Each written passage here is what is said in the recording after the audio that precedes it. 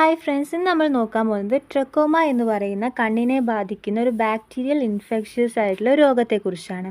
World trachoma day ആയിട്ട് ആചരിക്കുന്നത് ജനുവരി 13-നാണ്. ഈ ട്രക്കോമയെക്കുറിച്ച് പറയുകയാണെങ്കിൽ ഒരു ഹെൽത്തി ഐയും ട്രക്കോമ ഇൻഫെക്റ്റഡ് ഐയും തമ്മിലുള്ള ബേസിക് ഡിഫറൻസ് നമുക്ക് കാണാൻ സാധിക്കും.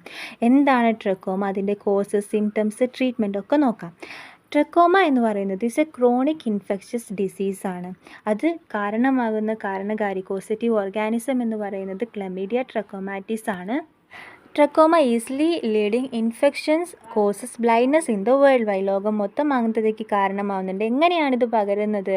അതായത് ഇൻഫെക്റ്റഡ് ആയിട്ടുള്ള പേഴ്സൻ്റെ കൺജങ്ക്റ്റൈവ ഡിസ്ചാർജിലൂടെ.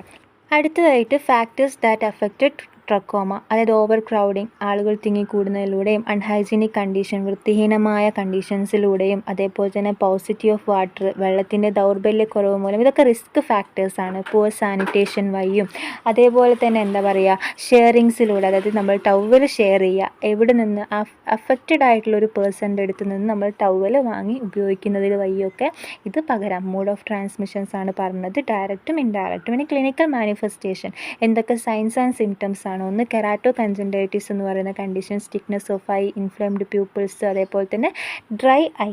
മെയിനായിട്ട് ഡ്രൈ ആയിട്ടുള്ള ഏരിയാസിലൊക്കെ ഇതൊക്കെ സിംറ്റംസ് ആണ് കണ്ണിന്.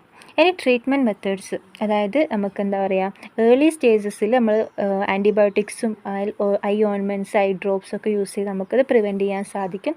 എല്ലാം ലേറ്റർ ആയിട്ടുണ്ടെങ്കിൽ നമുക്ക് സർജറി അതായത് ട്രക്കിയാസിസ് സർജറി നമ്മൾ യൂസ് ചെയ്യുന്നുണ്ട് ട്രക്കോമ തടയാൻ വേണ്ടിയിട്ട്. അതേപോലെ തന്നെ കൊറോണൽ ട്രാൻസ്പ്ലാന്റേഷൻ സർജറി, ഇതൊക്കെ ലേറ്റർ സ്റ്റേജസിലാണ് നമ്മൾ ഉപയോഗിക്കാറ്.